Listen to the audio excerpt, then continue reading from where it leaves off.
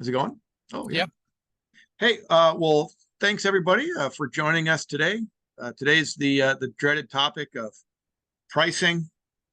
This is we're all good Midwesterners or something on the call. That's why we just clam up once we start talking about money and finances and stuff. But honestly, it's not too big of a deal. All right. My goal here for us tonight is to give you kind of a way to frame up in your mind how to think about pricing for this season. Some of you might be totally new and you're like, I don't even know where to start with this. And some of you might have been at it for a while and you're like, yeah, maybe I should give this some thought. Or, boy, this is our time to kind of rethink how we're doing our marketing, and pricing is part of that.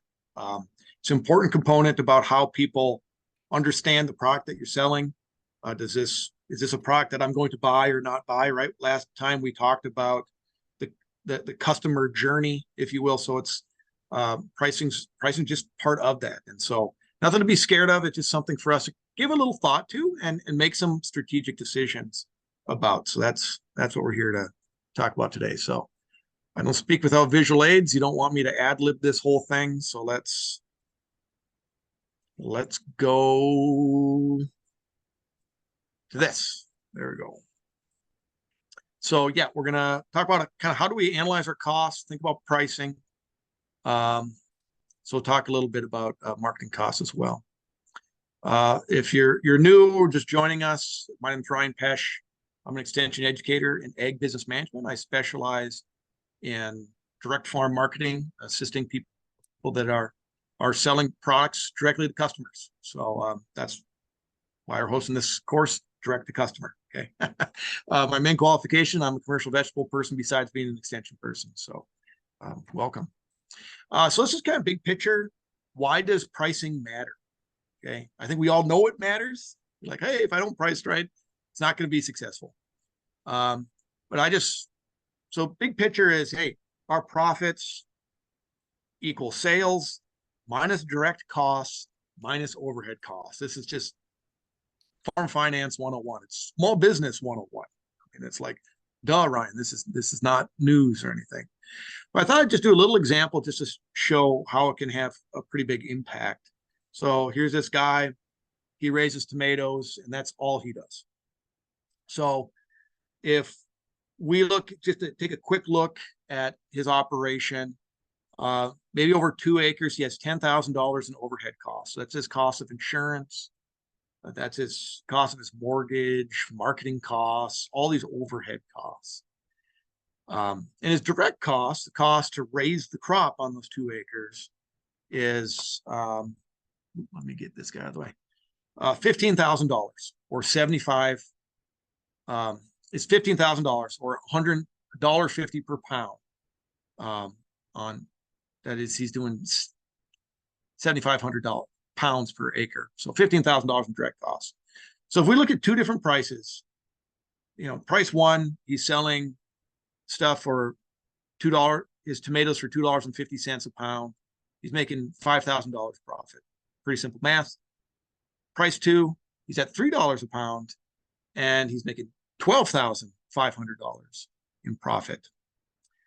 Just a real simple example, but point being, like, just a small marginal 20% increase in price can yield much larger impacts on your total profits. Or 20% increase in price, 150% increase in profits. Hey, makes a big difference, especially if we're beyond break even. Once we get beyond that break even cost and we're covering those overhead costs and our direct costs, these small differences in price can really make a big difference in the bottom line. And so I always think about grocery stores are doing this all the time, looking at small changes in margins. 5% here and 2% here across a whole range of products it's the difference between losing money and making money. And so, but one big question here is, can you sell 2 acres of tomatoes all at $3 a pound? That's a challenge, right? Because this is an average across all the tomatoes across all that acreage. That's the issue. And so we're always trying to thread the needle. It's like, where's the price at which I'm moving the product and also the price at which I'm covering my costs and making a profit on this product. And so that's it can be kind of a tough needle to thread, if you will. So our agenda here tonight is we'll just do a quick reminder on the website class and the resources on there. I'm going to go through pricing strategies. We're going to look a little bit at some data that I just drafted from farmers markets at Minnesota. And then we're going to dig a little bit more into kind of just sketching out what I mean by a market channel analysis to take a look at those marketing costs. So controlling those marketing costs is a part about how we can be profitable. And likewise, like last time, I'm timing myself this time. Remember I said, I'm going to do this so we have 10 full minutes for questions at the end. And then I went 5 minutes over. So let's see if I can pull this off. 6:50, I'm going to shut up and then we have Q&A. So quick reminder, we do have this workbook that relates to this class. It's organized in 3 parts, and the third part is around pricing, as we'll see here today. And all of that, this workbook is on the class website. I know I've sent it out to everybody last week by an email, but this is a time Rick will put it back in the chat just in case you're like, I remember I got something, but where is the link to that website? So on that site, you'll find the workbook. You'll also find that direct marketing survey. And like I think I said last 2 classes, hey, there's no cost for this class. What I ask for you in return is to, hey, print out this workbook and try to work through some of the activities for your own operation.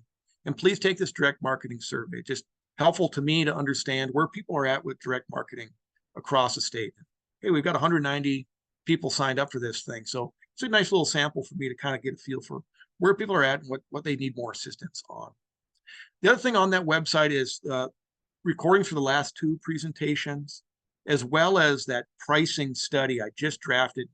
I finished drafting this morning. I'm a real last minute person. So that's also on that website. So if you go there, that's where you can kind of find all the resources for the class. So let's go into common pricing strategies. You'll see actually in the workbook, I define all of these pricing strategies. And so these are just different ways of approaching pricing for your products. I highlight the top 2 because I think they are the primary pricing strategies and the 2 that I'd recommend folks to engage in on. It's not that these other pricing strategies don't have a place, but they're not as common and they're not the base load on which a lot of businesses base their pricing strategies. The first 2 are. And so we really want to focus on them. First being relative pricing, that is pricing in relation to other prices in the marketplace. Number 2 is cost plus pricing, basing your pricing based on your own costs that you're incurring. And so for some of us, it's easier to get at that cost plus pricing than others. I think about some of our cottage food producers who are like, hey, I know what went into that jar of jelly. I know that. I did the recipe. I do that recipe consistently. I know what went into that. Whereas some of us in the world of produce are like, I know what my production costs are for the whole farm, but do I really know the production costs and the cost to raise a head of fennel or that 1 head of lettuce? And so if you do a lot of crops, it's kind of like, I don't know, I don't have good cost controls on all those things, and I can't really sort that out well. But those are the 2 primary things. Is there some kind of mention? There's penetration pricing and skim pricing. Penetration pricing when we have a very low price to penetrate the market, to find new customers, or we might be on the lower end of where folks are at. That's a strategy. And skim pricing is, say if we had something that was sort of trendy or hot, right? I think about produce people when maybe fresh ginger came on the scene maybe 7, 8 years ago. It was pretty wild that somebody in Minnesota is growing garlic or growing ginger, excuse me, in a high tunnel. And so people are like, oh, this is exciting. Okay, that might be a great example sometime where you're going to do skim pricing, where you might set it at a higher margin or a higher price simply because people are excited about it. It's trendy, it's interesting, it's new, it's novel. And other people, there's no other competitors, right? There were few competitors. So those are 2 things. And I'll hit on variable tiered pricing later in the presentation. So again, we'll see if you look at the workbook, I take people right back to where we started with the first class on finding your niche. Um, the world of marketing is about understanding your customer first and making decisions about what you're going to produce, how you're going to sell it based on your customer base. So when we're talking pricing, some of it does come back to who are your customers, right? And I explained, I think the first time, my main three customer groups that we see at a farmer's market, the minivan drivers, the Buick drivers, and the Volvo drivers. I'm not going to do it again because you're like, Ryan, I heard that. But what's important, I think, for pricing is people are interested in different products, they're different customers, but they also have what we call different price sensitivity. And there's a little activity here that will hit about in the workbook about your customers. So you might have some customers that are, I got talking about my Buick drivers who are only interested in buying like one tomato because, they're just living alone. They don't have a big family. They're a little price sensitive. They don't want a whole quart of tomatoes. That's just the way they are. But they have a certain price sensitivity different from my Volvo driving customers, right? So here's just a little example we put into the workbook just to kind of get you going and thinking about how it might apply to your customers. I have the minivan moms, right? Again, late 20s to 40s with kids in tow, coming to the farmer's market or joining your CSA. I'd say that they're price sensitive.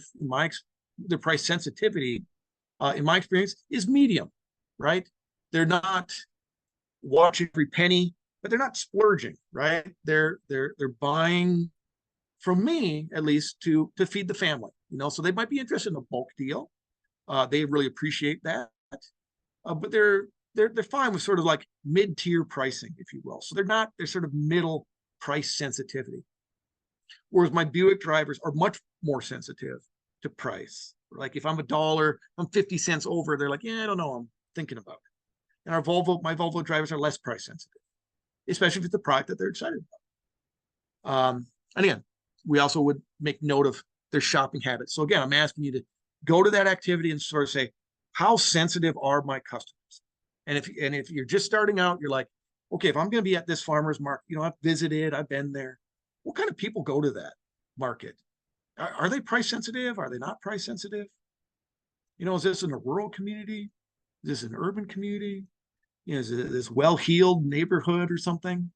Or is it sort of like, I don't know, I'm in a rural community that's kind of down on its luck or something. So you're trying to, again, identify groups of people and think about their price sensitivity. Make note of it. Now, people's price sensitivity is, we have this term called anchor price, right? For any given product, people often have an anchor price in their mind. And so your individual groups have their own anchor prices in their mind, if you will. So I did this for the Farmers Market Association, this slide, and a number of people were cottage food producers. So I was like, okay, what if you did a baked good? Let's do an example of cupcakes. And so I'm like, okay, you're selling cupcakes in the Twin Cities. Let's think about 3 different customer groups and where they might shop that might create their anchor price, right? If we have some well-heeled Volvo driver types, they're Wolet's customers. They're paying $3.33 a cupcake, but they're really good cupcakes, right? Maybe my mid-tier minivan drivers are Cub Bakery shoppers. That's where they're getting most of their cupcakes. They're paying $8 a 6-pack, a lot cheaper than Wolet's, but it's sort of like, hey, it's mid-tier general cupcake, if you will. And maybe some, lower income customers are they're just buying a 2-pack at Dollar Tree, right? So this is, what is this, 80 cents or something, 83 cents a cupcake. So again, depending on where people are consistently shopping, that price can kind of anchor what a cupcake is worth in their mind. And likewise, what a bunch of kale is worth in their mind. And there maybe there's an interesting difference between the price of kale at Cub and at the co-ops or at Lund's. But you first have to investigate that. So what is the price people are used to paying for your product? Because that's the kind of price that they're going to have in their mind that they're going to use to judge whether your product is expensive or cheap or inexpensive, let's say. So although people Ryan, have an anchor price, yeah, I was just going to say that might work into your thoughts here. One of the comments is that people sometimes show loyalty to a popular farmer and pay 2.5 times as much sure. as someone selling 20 feet away that Yeah, has their price cheaper and they will buy the more expensive. no, no, that's absolutely true. You definitely do see that. And some of that is built over time, right? There's a consistency over time that you see in restaurants, that you see in a whole host of businesses. And so that really is that full mix of your brand that you're bringing to that end customer. I completely agree. I've seen it many times at farmers markets. This guy, hey, I'm selling onions for 30 cents a pound. What gives? That guy's selling it for $2 a pound and he's selling out. I don't get it. Part of it is that loyalty. Yes, no doubt. Part of it's quality, part of it's quality over time or good customer service over time, right? So price doesn't live in vacuum. So even if people have an anchor price, there's also a distribution of these people. Because sometimes you say, oh, I just want to sell to the Wolettes people. But you know what? There aren't that many Wolettes people. There's many more Cub shoppers than there are Wolette shoppers. And it isn't like Cub shoppers never go to Wolettes. You know what I'm saying? I'm just saying where people consistently shop in order to kind of set an anchor price. So it isn't just where customers have a price sensitivity, no doubt. And customers also have some price sensitivity to some products more so than others. I'm always saying that if you're a middle-aged man, about half of your time is spent about talking about the price of gas. Like my dad, all he ever talks about to me is the price of gas. It's the ultimate price sensitive item. I mean, it's on billboards all over the place, and you see it and you think about it. And so he's going to drive 20 miles to get 10 cents cheaper on gas, which I think is crazy. It doesn't make sense, but it's very much in his mind. And so some of your products might be more price sensitive than others. So I think in the world of produce, people are more sensitive to the price of sweet corn. They know the price of sweet corn and can make a judgment about it than they are fresh fennel. Like, what's the going rate for fresh fennel? I don't know the price for fresh fennel. I've been doing this for 20 years. I make it up every year. What's a good reasonable price? I don't really know, frankly. And I'm on the selling end, you know. So is somebody really going to say, oh no, that costs too much? No, because if they want the fennel, they're going to buy the fennel, right? Ground beef versus ribeye steak versus the beef roast, right? That ribeye steak less price sensitive than that 1 pound ground beef. You see it, you buy it consistently. White bread versus focaccia or an artisan focaccia. Well, what is that worth? Well, it's a quality thing. So I'm going to pay for that. Ornamentals, I think, are significantly, there's less price sensitivity, unless there is maybe a very standard flower or a very standard ornamental that's consistently sold, then people might be more price sensitive to it. So part of it comes down to what kind of prices in people's minds and how sensitive they are to it. So relative pricing, whether you man it a long time or you're new, I say you just need to know the range. You need to know what a comparable product is selling for. And the one thing I am not saying is you need to match low prices. That is not what I'm saying at all. I am only saying we need to take the time to research comparable products. Yes, we can do that by going to the local farm stand, others at our farmers market, and understanding kind of where we are in relation to them and understanding where their price is. Absolutely, that's the most comparable product. But going back to my point about anchor price, we ought to shop where our base of customers also shop, right? If you're like, hey, this is my key customer group, and they're Coburn shoppers, or this is my main customer group, and they're Lund shoppers. Take a little time and just check out the pricing.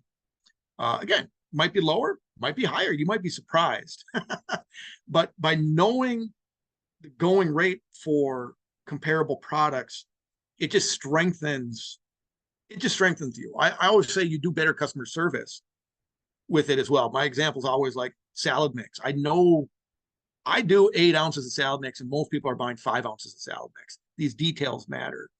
And I know what the going rate is on those 5 ounce bags of salad mix.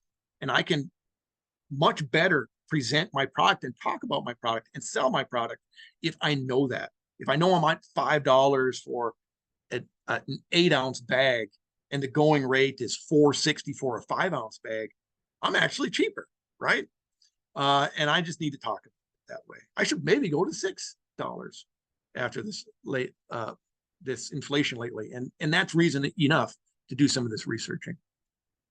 So this perception of value, and this might get to that other comment earlier, is this price does create a perception of value. So part of what can go on is somebody's like, I have a high quality product and I price it accordingly. And the person that's like, I just want to get some sales and I'm going to price it accordingly, are on the two ends of this line, right? Where the person's been doing it a while, they're like, yes, that is high quality. Look at the price. It must be high quality.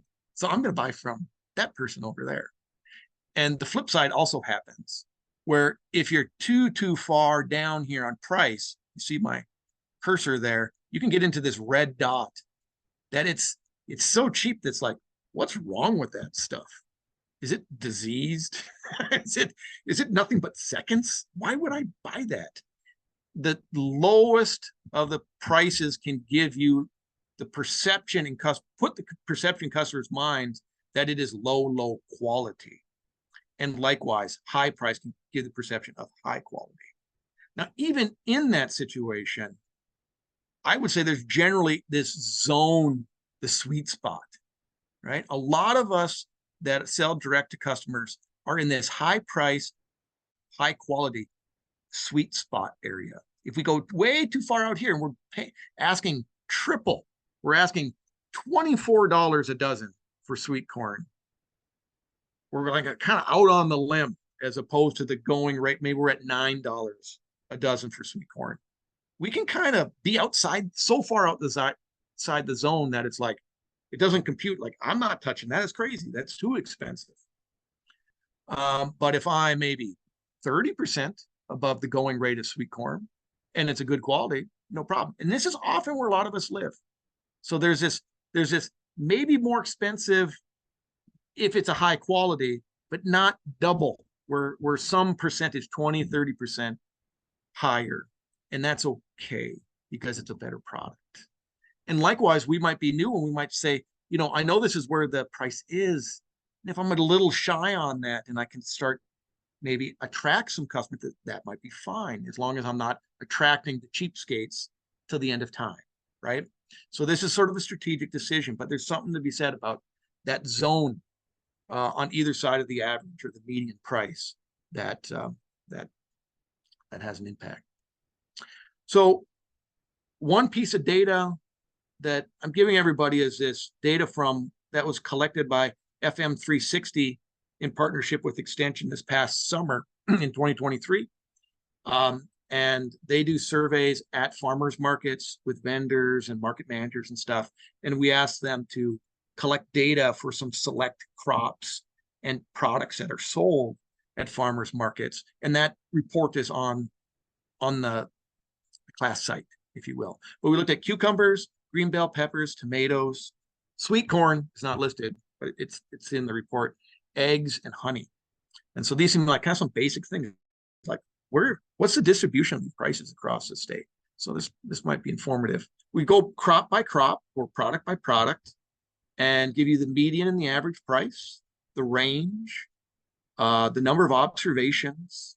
And so this was done at actually 68 farmers markets across the state. That's a lot of farmers markets, some urban, some rural, northern Minnesota, southern Minnesota, metro Minnesota. And for each one, I give a little histogram to show you, where people's pricing was, and also how they marketed products. So cucumbers here, our average price was $1.50 each. The median price was $1, no surprise. Cucumbers been at $1 a cucumber for a while, if you ask me. But heck of a range, right? Everywhere between 33 cents for a standard slicer to $3 for a standard slicer. After 93 observations. And it's interesting to me that about a third were selling it by the each or by the piece. Everybody else was selling kind of like by some kind of a package deal, some form of multiples, right? 4 for $5, 3 for $8, something like this. And so we call those baskets. Only 3 were selling by pound, and 1 person sold by peck. If you're not a produce person, that's a quarter bushel. Anyways, in there, you'll see the data. That'll give you some sense about that relative price for that product at farmers markets. So that might be informative to you. So how do we implement this relative pricing? Again, I ask you to go and shop competitors, shop others like you, shop others that sell a product, and try to discover those comparable product prices. I would say you don't need to be creepy about this, like, spying on people or whatever, but you just go in there and just make some notes, right? Who is it? I went into Lund's. Okay, what was the price? But make note about the details. Okay, what was that pack size? Okay, if you're selling 8-ounce salad mix and they're selling 5-ounce salad mix, it's not the same. So we got to make a note. What's that pack size?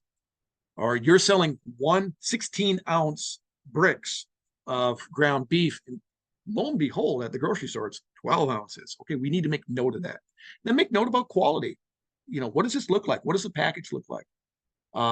Does this look attractive? What's it sitting next to? I mean, it's all these other little details that would give you some insight into kind of how you might price in comparison to theirs. You might find that your price is 100% on the grocery store. Like, what the heck? I thought I was higher. That's good to know. It's good to know.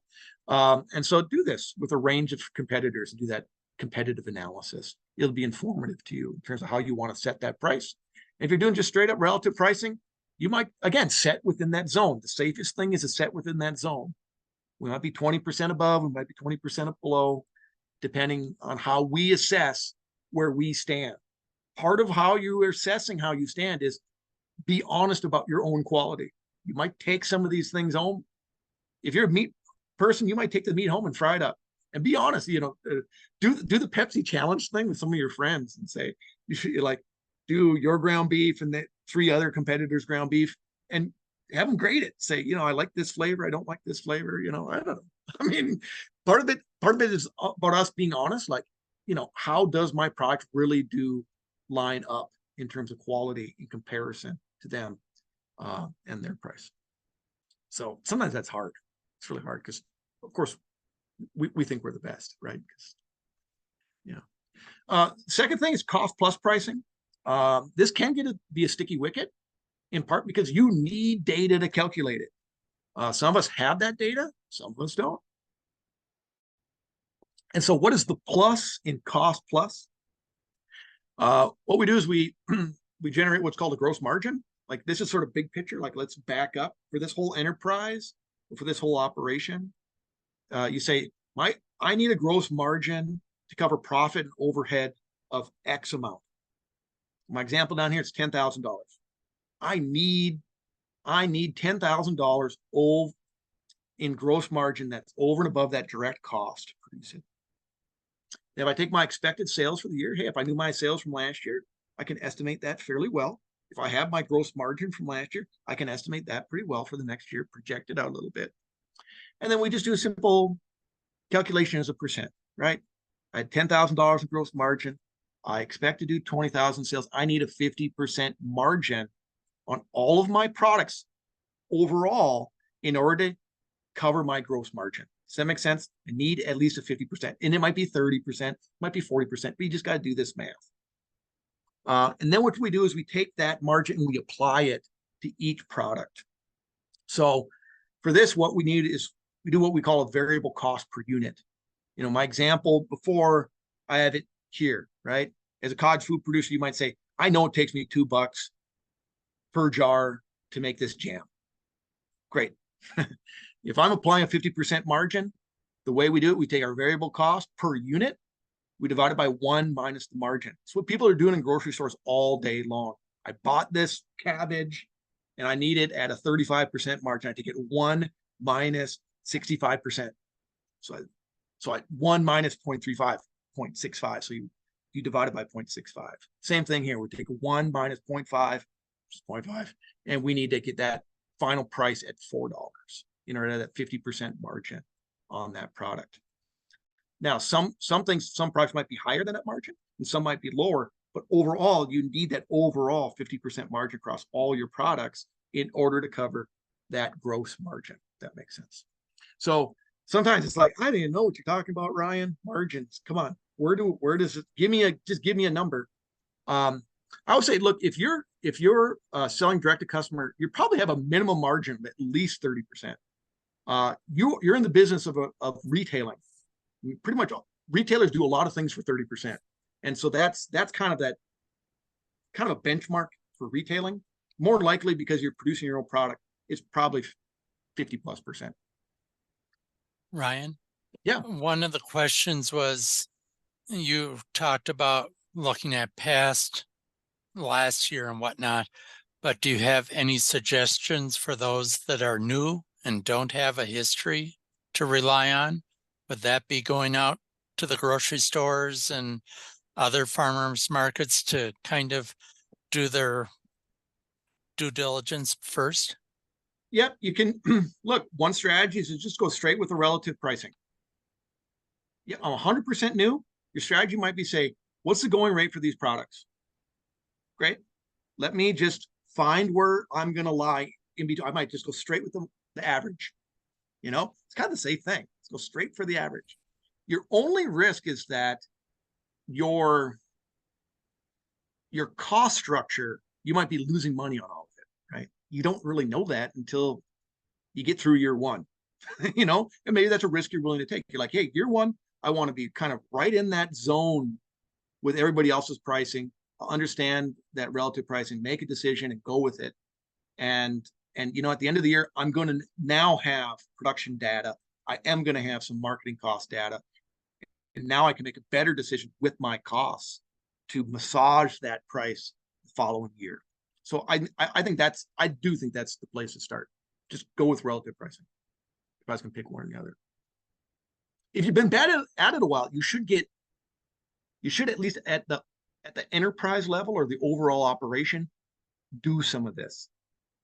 Okay, it's some basic math, but if you're in year 2 or 3, you should be able to carve out your production costs from your marketing costs and say, what is my overall margin for production, and make some basic decisions about whether your pricing's getting you to your gross margin and your profit goals or not.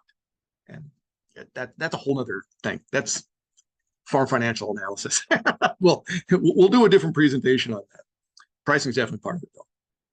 So a couple of notes on what I'll call pricing tactics. One is what we call variable pricing. I always say, don't lose your cool on pricing. The best thing you can do is find what's a reasonable price for a product and do your best just to hold that price.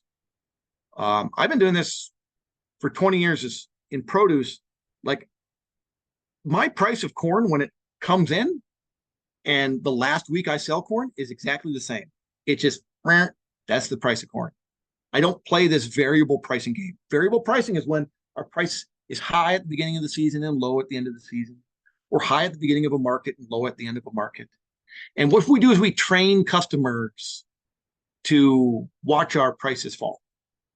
And that can be an issue of overproduction. If I'm overproducing, I might be really tempted to do that, right? I got a lot of stuff. Or you kind of lose your cool. You look at what other people are saying. Like, I don't know, that guy's selling all this stuff. I got to compete. I got to lower my price. So I would say you're better off finding other outlets for products than just do variable pricing and dropping your price, right? My example here, cabbage, $4, you're selling at $4 a head. That's a kind of a reasonable price for a head of cabbage. But you're only selling 10 each week and you got more. And so you're like, oh, maybe if I cut it in half, I'll sell 20. Well, maybe, but actually you're worse off. If you took a look at your production costs, you're already incurring these marketing costs, you are worse off at the $2 a head than you are at $4 a head, if you take into consideration your production costs. So I would say, instead of cannibalizing your market and dropping your price, you're way better to hold those 10 just sell your 10 cabbages at your $4, which is a reasonable price at the farmer's market, and find a way somewhere else to sell it at a discounted rate. And that might be direct to a customer who picks up that farm, or it's at some kind of discounting avenue, right? You might just have a list of 6 people that are like, They like things cheap. That's fine. You will be more profitable if you sell everything off. All told here, you're selling everything off at an average of $3. And like your pricing is just hold your pricing, don't cannibalize your pricing. I guess that's my point. Another thing about pricing tactic is what I call tiered pricing. Um, I would say there's a lot to be said about how we can kind of grade, sort, and merchandise products in order that we're able to give a wider mix of pricing to these different groups of customers. So the example in this picture is like one of my pet peeves. It's like there's zero grading and sorting happening on this table. You see these cucumbers, there's the weird misshapen ones together with the perfect ones, the small ones and the big ones, right?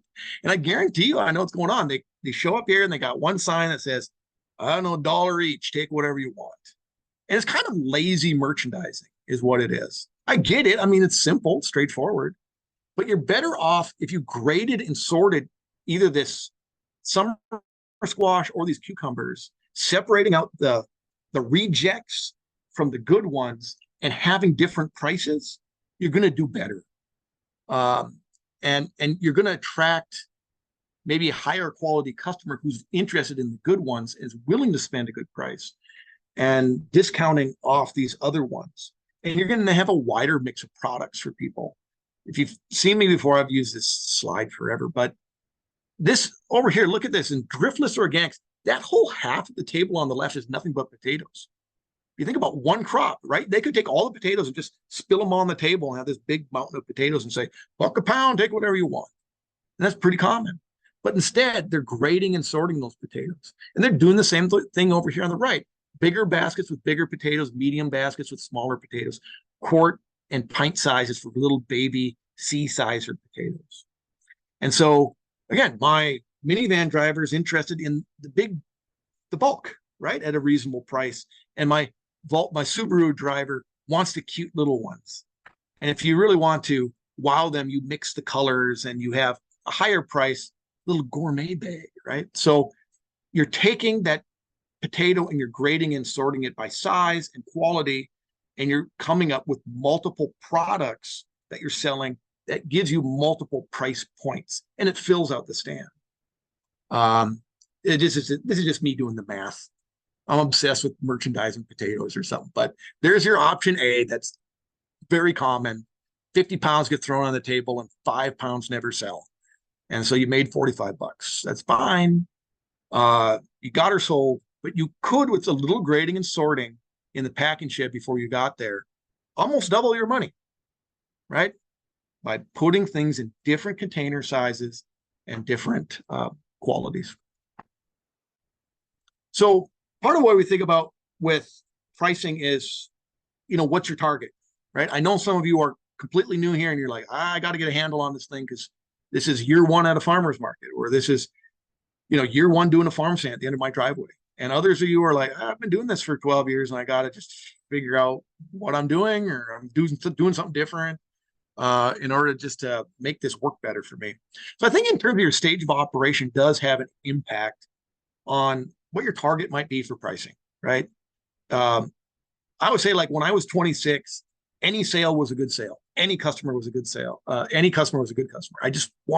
I had no customers, right? So you might be at the lower end of that sweet spot in order to just say, hey, this is some reasonable stuff, and I'm attracting some people. The challenge, of course, is I might tick off my other fellow market vendors or something like that, but I don't know. You're trying to get on the scene and generate some sales, but which is different than somebody who's like me. I've been at 20 years. I'm much more in the strategic mode where I'm like, I want that customer. I don't care about that customer. I won't do that product anymore. It's too much effort when I can raise these mixed cherry tomatoes and sell them all day long at a good price. And so that stage can inform your goals and inform which strategy you're trying to do. And I say, no matter the individual and how you're pricing, there's certain things that kind of cut across in terms of, and some of it relates almost to how we merchandise it, but it does relate to the issue of price. One is this issue about there certainly is magic in the mix. When we talked about it in class one, like where's your niche? part of where your niche is are what are the products that you're delivering. Again, based on your customers. Like I'm doing these 12 things. I can do these 12 things well. And I'm bringing all 12 of them and I'm going to maybe change up my sizes and price points. And I'm going to have a wide mix like this lady here on the left with some jams and jellies. It's just a wide mix of products. Our guy on the right has a wide mix of produce. You're finding your niche within that market, or you're finding your niche within the overall market. And there's that magic in having that mix of products. Number two, there's no doubt that merchandising will set perception. So your prices may be high or low. You know that because you went and did this relative pricing stuff.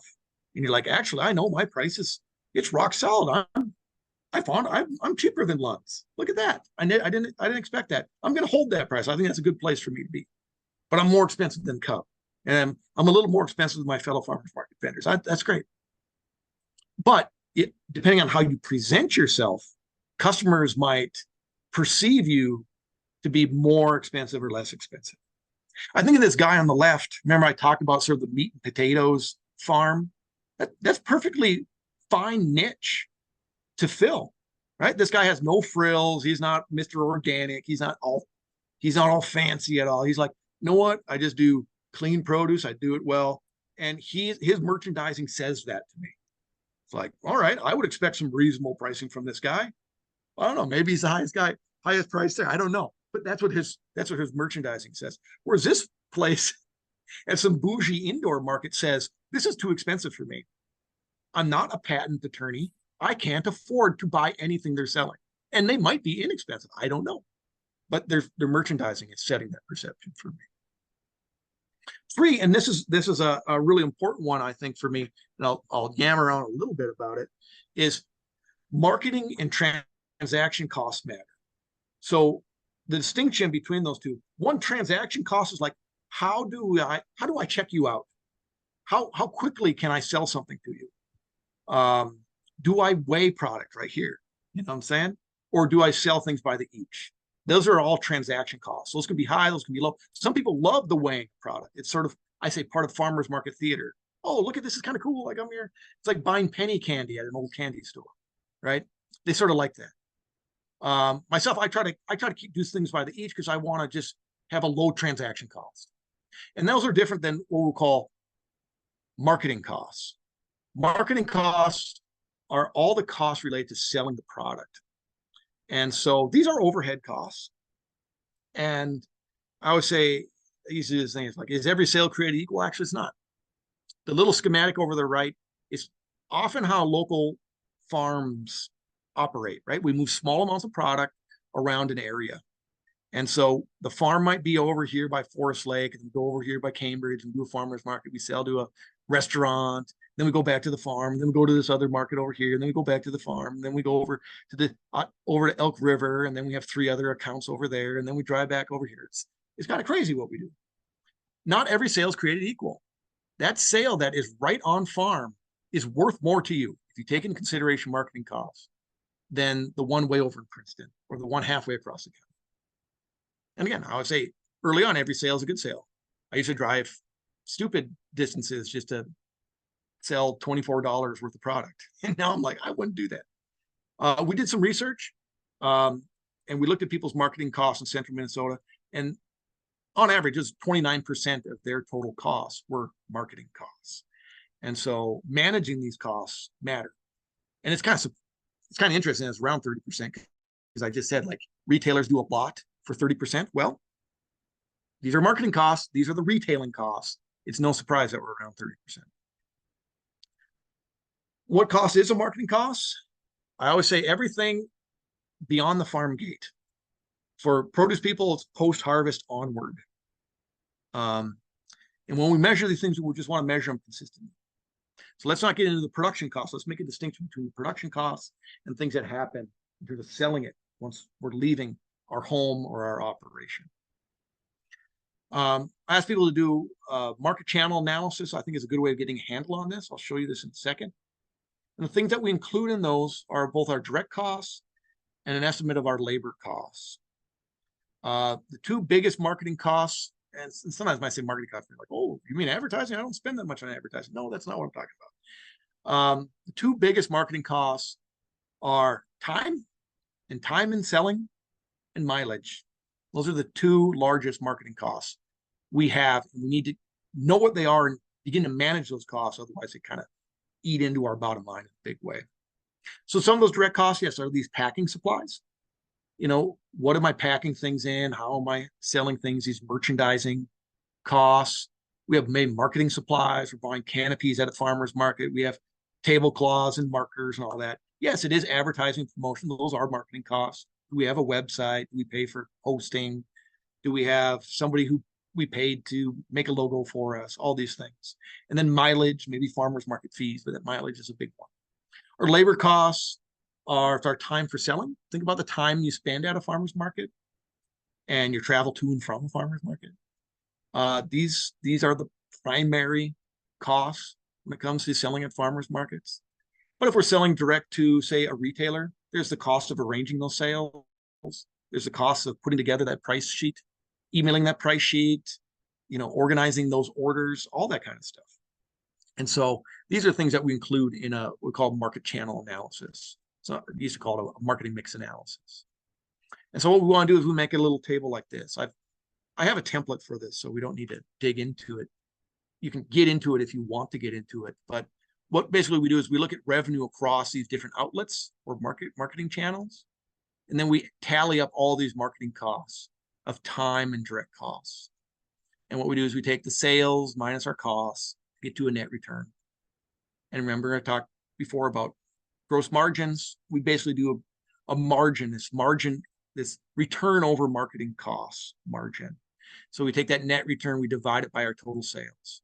So here in Farmers Market 1, we have a 47% margin if we're looking at marketing costs. So what that is the way you think about that is for every dollar of sale, you're keeping 47 cents once you take out those marketing costs.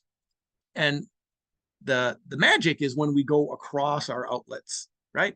We compare Farmers Market 1 to Farmers Market 2. We compare that to the farm stand. We compare that to the grocery. Compare that to the school. And so we say, which ones of these things have a high marketing cost? Sometimes we can manage these marketing costs simply by price. You know what? If Farmers Market 2 is at this low of a margin, we either kill off this outlet, we kill off this marketing channel, or we could maybe we could manage it by managing our price at that market. And I'm here to tell you, I'm giving you full permission to have different prices at different outlets. Yes, you can do that. There's nothing wrong with that. Part of it is you have to have a rationale for why that is. My great example is at the DL Farmers Market where I was at for 14 years. The breadsmith guy that came from Fargo, all of his bread was a dollar more per loaf. And many of the people that were from Fargo would come to DL and buy bread from him the next day. And about 5% of them would always squawk because they would buy bread from Fargo and they're like, why is this $1 more? Well, he's like, well, basically he said, I have marketing costs. I load this up every day and I drive all the way over here and I'm here for 4 hours. If you want it for $1 cheaper, you can go back to Fargo and get it. And he was kind of nonplussed about the whole thing. And he always stood his ground on that. And I admire that, but he was doing this kind of thing and saying, hey, there's a reason that this price is there. These are the resources. I'll post those in that class site as well. There's that marketing mix analysis or market channel analysis. It's all right there. I have a whole section on our website. And actually on my website, there's a whole section that's all about direct marketing resources. I also did like I said, for the Farmers Market Association, entire workshop on what we call pricing for profit. It's kind of the same part of your workbook, the last part of your workbook, but there's a separate pricing for profit workbook. It's nothing new than what you already have, but there's a video if you just wanted to check out the video around pricing for profit. I pretty much just said it, but there's a section on there, and that's the website. So going back after marketing costs, 2 other things that really matter no matter what. One is we talked about with our niche. Check out your signature products and prices. It's okay to like test some prices over the course of a year. If you're like, I think I got something good, right? This is kind of like skim pricing. We just may have a higher than average price on it. We're like, nobody else is doing this. So what if I had a little bit of a premium there? Let me test that price out this year. Or let me test it at this one market, not this other market. That's fine. It's okay to do that. Is a way of sort of getting a feel about where your pricing ought to go. So these are my final recommendations. See, I'm almost on time. One, when we're talking about pricing, I can't recommend enough just doing some basic relative price research. Take that part of the workbook and just go check out some prices. Check out prices for your comparable product wherever you think your customer is shopping. That it's a good exercise. You might find interesting things, and you might have a new perception of your own pricing. Second, this is here. We're at the end of the year, or we're at the beginning of the next year, I guess, or we're getting our numbers together for taxes. This is a good time to kind of review our costs, right? Do that marketing mix analysis, that market channel analysis, and also take a look. What's your gross margin? What are your production costs? Were your production costs 40% of your total sales? All right, you're at a 40% production margin. Okay, that's good to know. Or is it so tight you're like, boy, maybe if I tweaked pricing 3% and 5% on select products, I could actually get this additional 10% of sales, which actually would make my numbers work great, right? So you just want to do some of this basic, where were my sales last year? What could I massage a little bit in terms of pricing that would actually help my end profitability? And maybe you're like, my profitability is great and I don't think I can go any higher in prices. That's fine. It's a good time to just kind of review where you're at, because it really does relate to what your goal is. And then, hey, set a strategy for the upcoming year. And that's the last part of the workbook. With your customers and competition in mind, what's your pricing strategy? And I have it set up here, man, just being too fancy, but I have it set up so you could look at product A, B, C, or market A, B, market 1, 2, 3, right? You could say I have 3 farmers markets I sell at, or I have a farm stand in 2 farmers markets, or I do the CSA and I have this farmers market I sell. However you want. Like, what's the typical range from your relative price research? What's the competition for my product? Right? Where do I fit in with the competition? Okay, what is my approach? Am I going to be slightly on that low end of that sweet spot? Am I going to be up on the high end? Am I going to drop some products? Where am I going to be in relation to the competition with my customers in mind? So that's that. Hey, what did I did it again? 6 minutes. Okay. Ryan, Okay, you have a couple of questions in the chat about labor costs, and how do you figure out the value of your own time? Do you keep track of it in the garden and determine a pay rate per hour, or what's your take on that? My take on that is we're always challenged with, like, how do I value my own time as the proprietor, right? I'm paying somebody so much an hour. That's easy to calculate. I know that number. I think the best way of going about it is essentially think of it this way. Whatever your net profit is your return to labor and management. That's the cleanest way, I think. That's how I think about it. So if I net 12 grand last year, what you do is you kind of want some sense of the time investment on your end. You can get strategic about it. I mean, you can go set a little clipboard and actually track your own hours. Imagine that. That would be something. But any one of us, I think, can kind of say, hey, early in the year, I'm doing 20 hours a week. Middle of the year, I'm doing 55 hours a week. And end of the year, I'm back down to 30 hours a week. You can kind of at least estimate out your time. And then that's exactly what I do.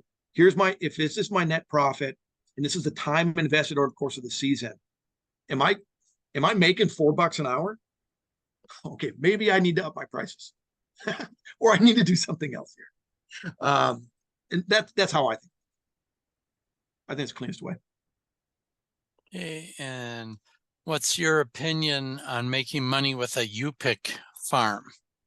Hey, U-picks can be super profitable. I know there's always some production costs, people out there stepping on berries and all this stuff, right? But if we go back to the market channel analysis, when we did research, the one outlet that was most profitable, the marketing channel that was most profitable, was unmanned farm stands. In part because there's no marketing costs. I mean, for my own farm stand, I just walk down the end of the drive when I put things on it. So it's like 20 minutes here and 20 minutes there, and that's about it. And you pick, you have the same advantage. You don't really have marketing costs because you're not driving product around. People are coming to you, which is great. So there you can just think about, what are my production costs? And I might have some minimal marketing costs related to advertising, getting people there. Yep, there's certainly a cost there. But if I can manage those, if I can give people a good experience, I can really build loyalty over time and not incur that marketing cost. So it really stands to reason that it's a great opportunity. It's one of the major reasons, like a lot of strawberry operations do it, and others do. Somebody's asked me though on World of Produce, like, you picking produce. I always said, I don't know. I think that's a bit of a challenge because unlike a single crop where we can kind of manage the experience and manage the customers and not have them step on all the berries all over the place, right? We can sort of price in them eating 15% or something. In the world of produce, it's kind of harder. It's like, when is that bok choy ready? And if somebody takes all the bok choy, 3 weeks too early, they just really discounted that bok choy. You know what I'm saying? Because if they only left it for another week, you would have twice the size of bok choy, which is now twice or 3 times as valuable as when they picked it. So you have some very detailed issues around produce, but I can see how it works in a lot of berry farms, no doubt.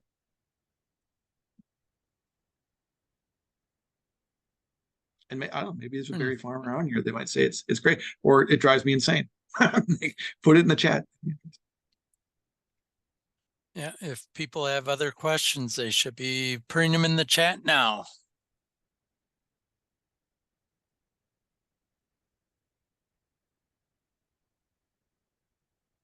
Yeah, right on, Aaron. Let me know over the course of the season how it goes. John Sethry, what, from Carlisle? That John Sethry?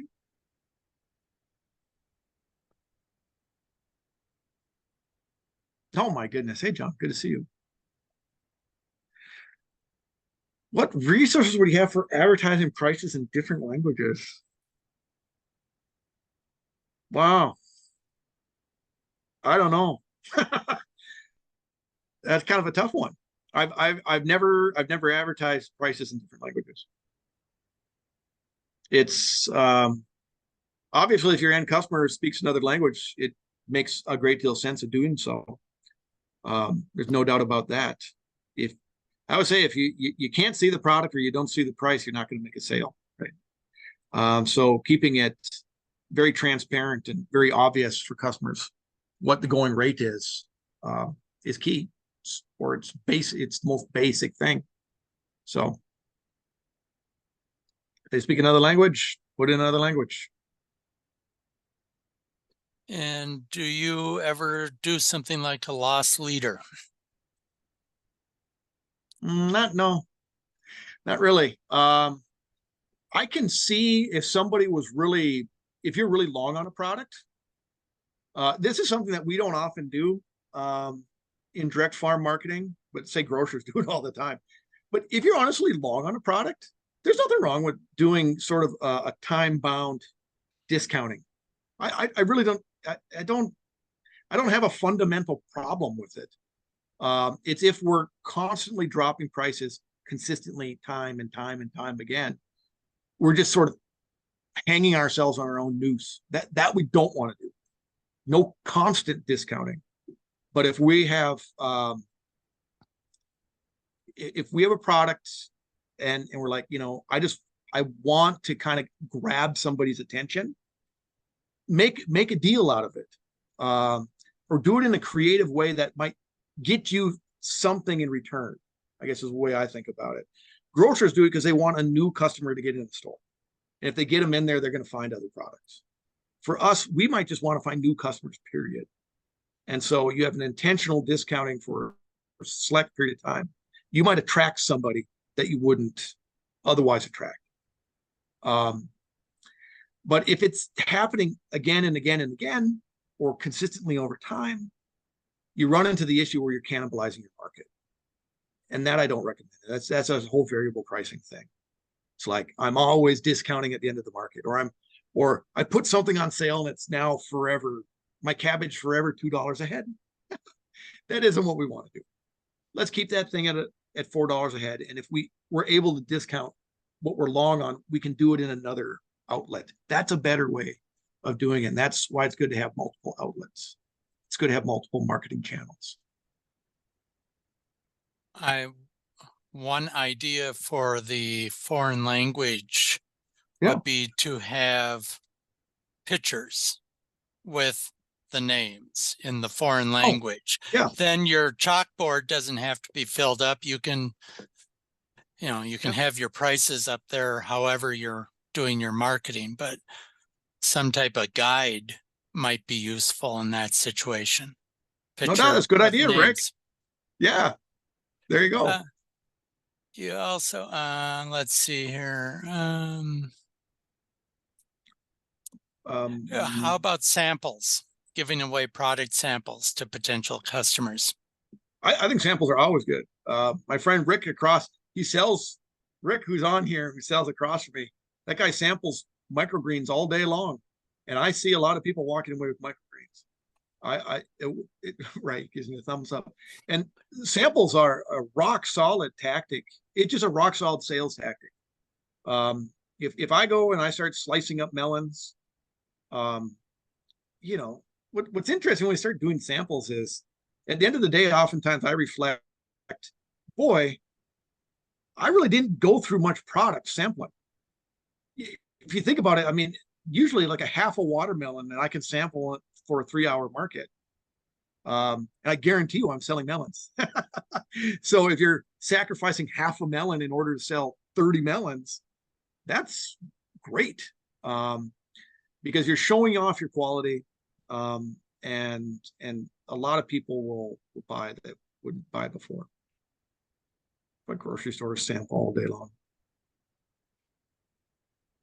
So yeah, find creative ways of doing it. There's all these little like health concerns. I'm not the health concern guy. Yes, safety rules. Yes. See, Marty, she knew that was coming. Yes, there are safety rules. Yes, there are safety rules. At the end of the day, we don't want to get our customers sick, right?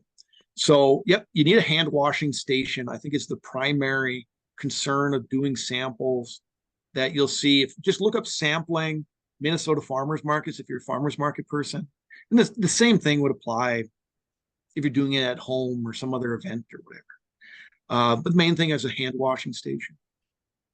You might have a hand washing station already at your farmers market. It's kind of a good farmers market practice. That's great. But you can go with gloves or kind of pre-set things. You don't want to have it open to the sky like, birds are coming by and pooping on the product. We don't want any of that kind of stuff. So again, we don't want to kill off our customers. We want them to be happy. So think about food safety. But that's not my thing. Food safety is not my thing.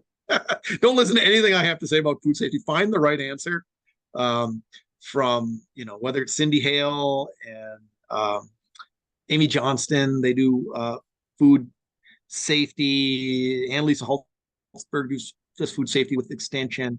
And then there's some Minnesota Department of Ag and Minnesota Farmers Market Association resources on doing that correctly. So, all right. Hey, maybe that's it. I will end the recording and we can still take questions or yeah, you can visit I'm happy to hang minutes. around here. Yeah. Somebody doesn't want to be on the recording.